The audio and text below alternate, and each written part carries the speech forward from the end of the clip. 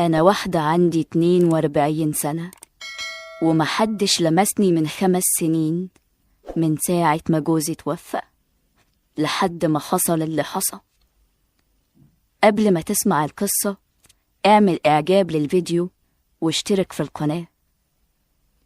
صحبة القصة بتقول: أنا عندي 42 سنة وجوزي توفى من 5 سنين ومعايا منه بنت واحدة، مخطوبة حاليا وعلى وش جواز.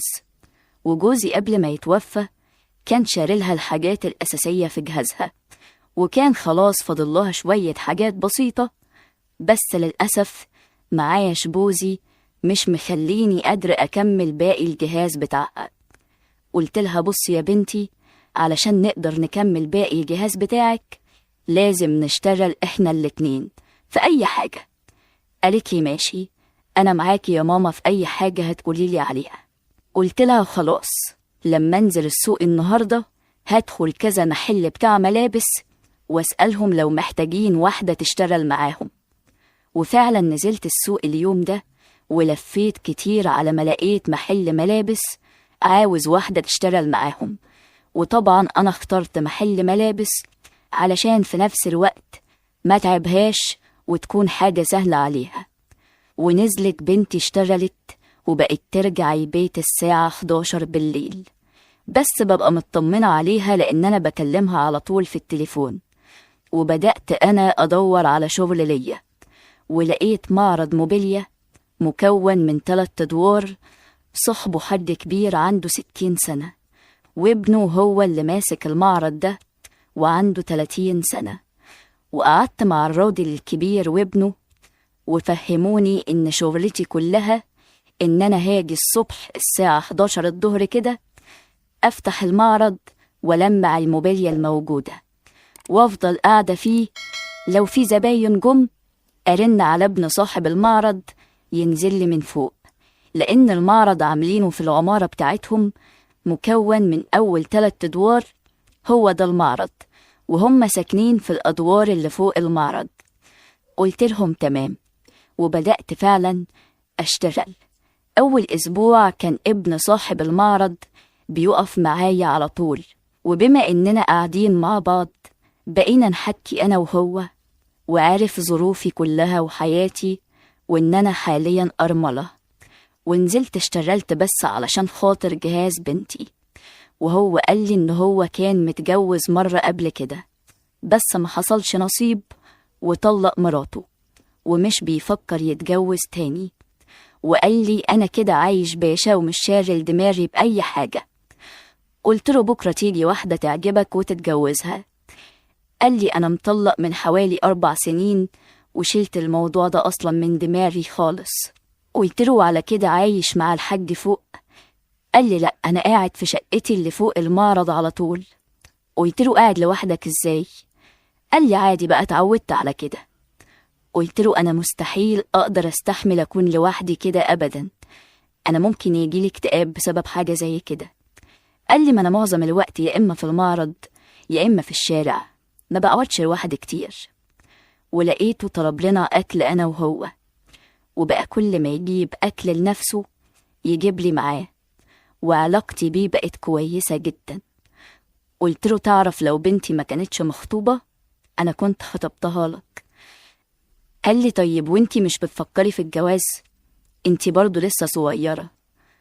قلت له: مين ممكن يتجوز واحدة عندها 42 سنة؟ قال لي: بصي، أنا مش بعاكس، بس أنا هكلمك بعين الرجالة كأني واحد غريب. قلت له: ماشي. قال لي: أنا شايفك واحدة حلوة قوي ومهتمة بنفسها جدا، لبسك حلو وشكلك صغير، غير إن جسمك حلو قوي. قلت له: بس هي وصلت لجسمي؟ قال لي: أنا قلتلك إن أنا ببصلك كأني واحد غريب، والرجالة ممكن يقولوا إيه عليكي.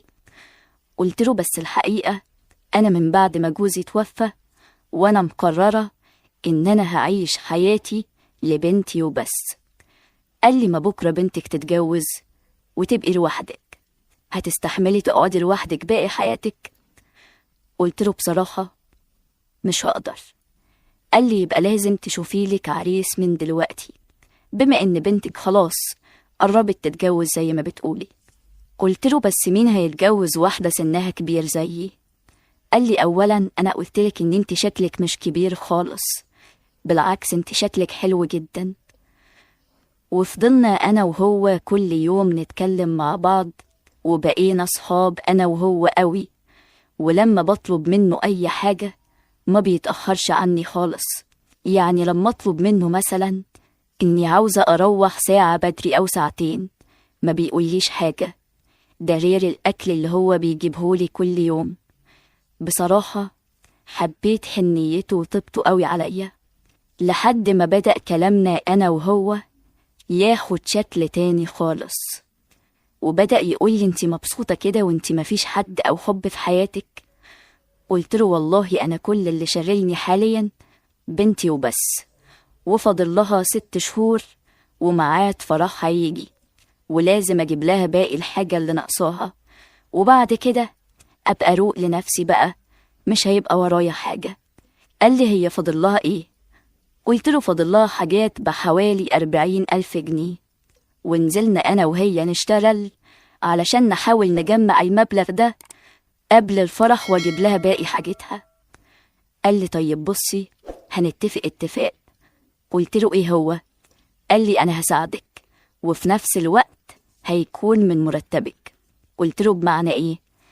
قال لي انا هتصرف لك في المبلغ كله، وكل شهر بدل ما بتاخدي مرتبك كامل لا هتاخدي نص المرتب بس. قلت له ده كتير والله. قال لي مش كتير ولا حاجة، المهم عندي إن أبويا ما يعرفش أي حاجة عن الموضوع ده. قلت له حاضر، وما كنتش مصدقة إن حلمي هيتحقق وهكمل حاجة بنتي. وفعلا بعدها بأسبوع اداني المبلغ، واستغربت جدا إن هو ما كتبش وصل أمانة بالفلوس اللي أنا أخدتها منه. وقلت له لأ معلش، مش هاخد الفلوس دي إلا بوصل أمانة، ده حقك وده دين في رقبتي لازم أسدده. وصممت إن أنا أكتب وصلات أمانة بالفلوس اللي خدتها منه، وهو وافق بالعافية. ونزلت فعلا أنا وبنتي جبتلها حاجتها، وسألتني جبت الفلوس دي منين يا ماما؟ قلت لها يا بنتي عملت جمعية مع الناس اللي شغالة عندهم، ولما عرفوا ظروفي خلوني أقبضها الأول. قالت لي طب الحمد لله إن ربنا فرجها. وعدت الأيام وبنتي اتجوزت، وأنا لسه شغالة في المعرض، وكان فاضل حوالي سنة علشان أقدر أسدد باقي المبلغ اللي كنت مستلفاه من ابن صاحب المعرض. وعلاقتي بابن صاحب المعرض بقت حلوة قوي، خصوصا بعد اللي عمله معايا، وإننا طول الوقت نفسي أردله الجميل اللي هو عمله ده معايا بأي طريقة، بس مش عارفة إزاي. فجيت في يوم بقوله على فكرة أنا نفسي أردلك الجميل اللي أنت عملته معايا، بس مش عارفة أرده إزاي. قال لي يعني ممكن تعملي أي حاجة لو أنا طلبتها؟ قلت له ده أنا عينيا ليك. قال لي إيه رأيك ما تروحيش البيت النهاردة؟ قلت له مش فاهمة، في شغل هيتعمل في المعرض وهسهر فيه؟ قال لي لأ سيبك بقى من المعرض خالص، احنا عاوزين نقعد أنا وانتي ونسهر سوا، بس مش في المعرض. قلت له امال فين؟ قال لي عندي فوق، علشان في فيلم اتفرجت عليه وعجبني قوي وعاوزك تشوفيه. قلت له انت عارف انا بعزك قد ايه، بس صعب ان انا اعمل كده. قال لي انا عارف ان هو صعب، بس انت لسه مش عارفاني امبارح علشان تكوني خايفة مني. احنا هنتفرج على فيلم سوا بعيد عن جو المعرض والشارع، بدل ما انا بقعد لوحدي اهو تونسيني يوم واحد. قلت له مش موضوع خوف، بس انا من ساعة ما جوزي توفى وانا فعلا عمري ما قعدت مع راجل تاني لوحدنا خالص. قال لي بس اسمعي كلامي، تعالي بس نسهر مع بعض يوم، ولو ما كنتيش مبسوطة من السهرة يا ستي ما تسهريش تاني. قلت له مش عارفة أقولك إيه. قال لي ما تقوليش حاجة، شوفي انتي حابة تسهري إمتى وقوليلي. قلت له خلاص ممكن يوم السبت الجاي، عشان ورايا شوية حاجات في الشقة النهاردة، وبكرة هروقها عشان ما يكونش ورايا حاجة. قال لي خلاص ماشي، اتفقنا. ويوم السبت احنا المفروض بنقفل الساعة 12 بالليل. قال لي بصي، احنا هنقفل بدري ساعة. قلت له لأ، بلاش لحسن الحاج ياخد باله إن المعرض اتقفل ساعة بدري ويسألك بقى قفلت بدري ليه، خلينا نقفل في ميعادنا أحسن. قال لي ماشي. وفعلا قفلنا اليوم ده الساعة 12 في ميعاد قفل المعرض عادي خالص. وبعد ما قفلنا، بدل ما اروح، رحت داخلة مدخل العمارة وطلعت على السلم واستنيته في الدور الأول، لأن أنا ما كنتش أعرف مكان شقته فين بالظبط. وبعدها بدقيقة لقيته طالع ورايا، وبعد كده هو سبقني لحد ما طلع الدور بتاعه، وأنا طلعت وراه. والشقة بتاعته كانت عبارة عن الدور كله. دخلت الشقة لقيتها كبيرة قوي، ومفيش شقق تانية في الدور غير شقته. فأنا كنت مطمنة شوية. قلت له ده انت قاعد هنا باشا مع نفسك. قال لي والله العظيم بزهق برضو لما بكون لوحدي. المهم دخلت قعدت، لقيت قدامي ترابيزة مليانة لب وسوداني وفاكهة وعصاير. قلت له ايه اللي انت جايبه ده كله؟ قال لي بصي، انا النهاردة مش عاوز اخلي نفسك في اي حاجة، عاوزك ما تتكسفيش مني وتعيشي حياتك كأنك قاعدة في بيتك. ولقيته طفى النور وقال لي انا هفرجك دلوقتي على فيلم يفكرك بأيام ما كنتي عروسة تاني، وانا هدخل اخد دش واجيلك. قلت له ماشي. وراح طفي النور ومشغل التلفزيون وركب فيه فلاشة، وراح مشغل فيلم ووطى الصوت بتاع التلفزيون، ودخل ياخد دش. وانا قعدت اتفرج على الفيلم اللي كان كله مشاهد تعبتني قوي وخلتني مش قادرة فعلا استحمل. بعدها ب10 دقايق هو خرج من الحمام لابس شورت بس، ووقف قدامي وانا قاعدة بتفرج، وقال لي ذوقي في الافلام عجبك؟ قلت له انت تعبتني بالفيلم ده. قال لي وانا هنا علشان اريحك. قال لي فاكرة اول دقيقة في الفيلم البنت كانت بتعمل ايه؟ قلت له فاكرة. قال لي طيب كانت بتعمل ايه؟ قلت له كانت ماسكة المصاصة بتاعتها وما سابتهاش. قال لي طيب ما المصاصة قدامك اهي، وريني هتعرفي تعملي زيها ولا لأ. وراح منزل الشورت. شفت منظره، تعبت قوي من شكله وحجمه، وجسمي كله اترعش، وحسيت ان انا مش مصدق اللي انا فيه. بس لقيت نفسي بمسكه وباكله اكل.